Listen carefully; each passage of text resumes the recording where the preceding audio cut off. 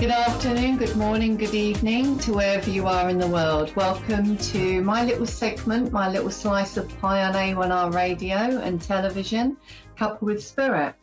So welcome if it's your first time joining, and welcome back if you're a repeat listener and viewer. So when I was earlier on today, when I asked my team, my spirit team, what we're going to talk about tonight, I just got the words "be happy." And I thought to myself, okay, be happy, all right. That's fairly short response. But then the more I felt into it and the more I looked at it and the more I considered it and sat with it, I discovered the deeper I went, the wider the scope would be to look at it and the perspectives, because everybody views happiness in a very different way, don't we? I know what makes me happy or brings me happiness and joy, and that's not only working with the spirit, but also being of service with the spirit world and to humanity and people. So I just ask you to consider a moment, viewer and listener, what does happiness mean to you? Is it long walks on the beach? Spending time with loved ones, simply being alive even, especially if maybe you've had a near-death experience or recovered from a serious illness or situation. Could be dining out with friends and loved ones. It could be going to the movies or the cinema. It could be going for a walk in nature, spending time with your pets, with your family, husband, children, friends, relatives, all of the above. And within my work as a medium, when I do one-to-ones and when I do take church services, and also within the communications from those in the spirit world, the people that I've met and I've worked with that have meaning tend to be the happiness. So what I'm suggesting there is that happiness is an inside job. Whilst the external things are very important within our environment and they bring us happiness, I do believe it's that contentment within us that happiness brings. And when we're content with ourselves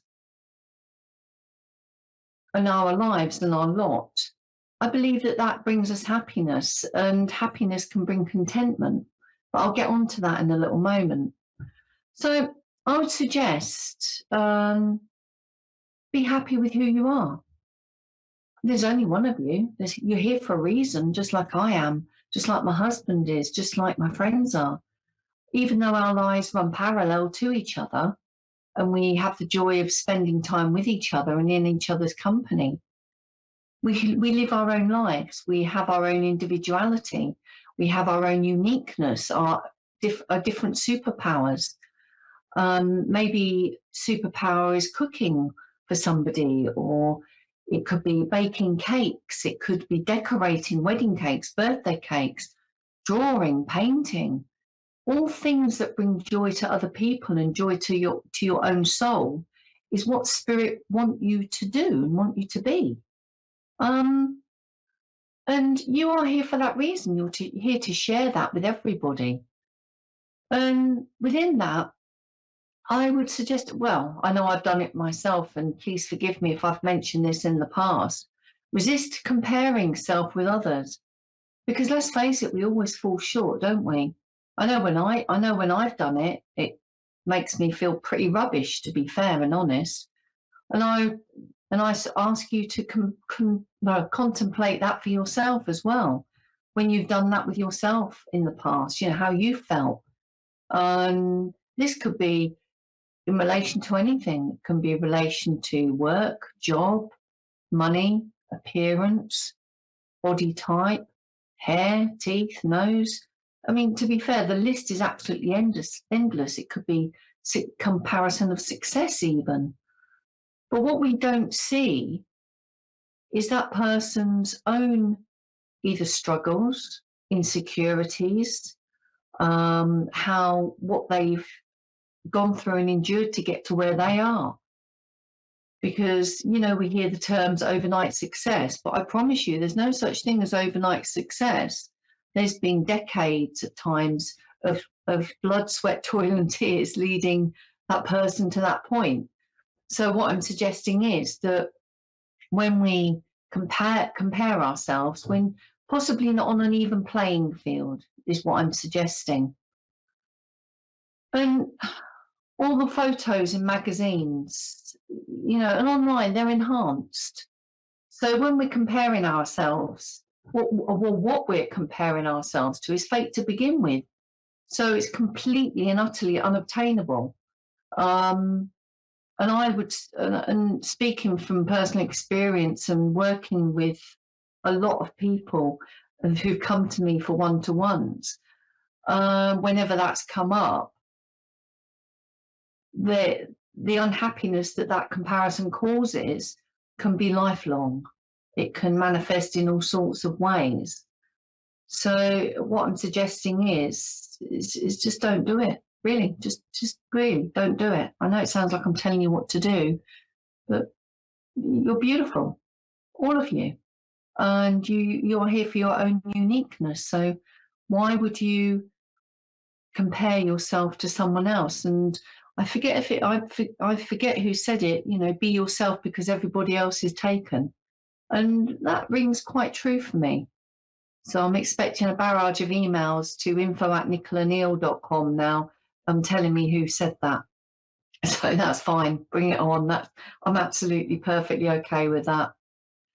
So, and secondly, it's to find a life meaning to strive towards.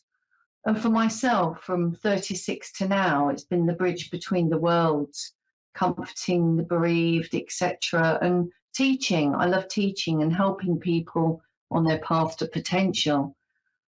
And life experiences are there to give them meaning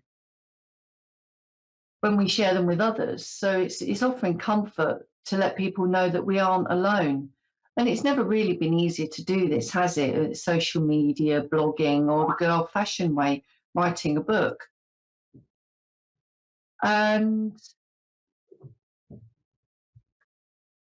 the only thing that seems certain, before I get on to that, I've just been prompted to say, you know, to get out of our own way, to get out of our own way, because I know myself that I get in my own way, especially when there's a new venture going on, whether there's a new class or a new course. And please excuse if you hear rampaging in the background. We've got a 3-month-old kitten that thinks it's fun to get the zoomies at this time of the evening. So please forgive the kitty bombing there. And when we get out of our own way, we allow that potential that is within us to rise up, manifest, and become something tangible through our own creativity, throughout our own energy, throughout our own superpower, regardless of what that is. So if you've had this inkling to do something or start something or write something, do it. Do it. Because I promise you, the only things that are certain within life is that we are born and we'll pass back to spirit, the higher life, heaven, and call it what you will. And everything in between, we have the power of how we meet that. Now, consider that for a moment. We have the power of how we meet everything else in between. So when we pass from spirit, we're born to the physical world. And when we pass from the physical world, we're reborn to spirit. But just consider that, and I'll say it again. We have the power of how we meet everything else in between. And the immortal words of Captain Jack Sparrow from Pirates of the Caribbean, and I love this quote as well, ladies and gentlemen. The problem is not the problem is your attitude to the problem. Now, that to me is a fantastic quote, because our attitude to anything in life is our power. We have the power to change our attitude towards people, towards our workplace, towards our current circumstances.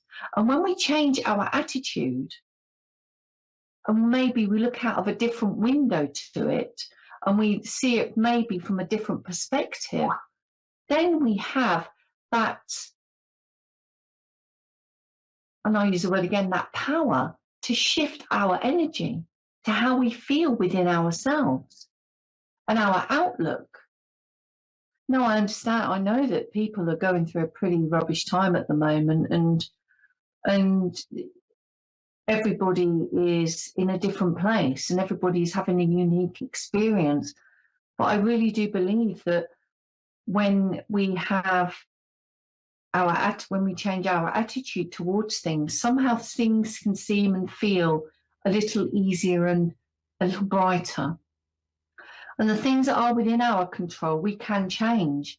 And the things that are external to us, let go and let God, and whatever God means to you.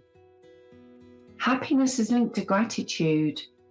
Gratitude is linked to contentment. Contentment is linked to happiness. And the purpose of our lives is to be happy.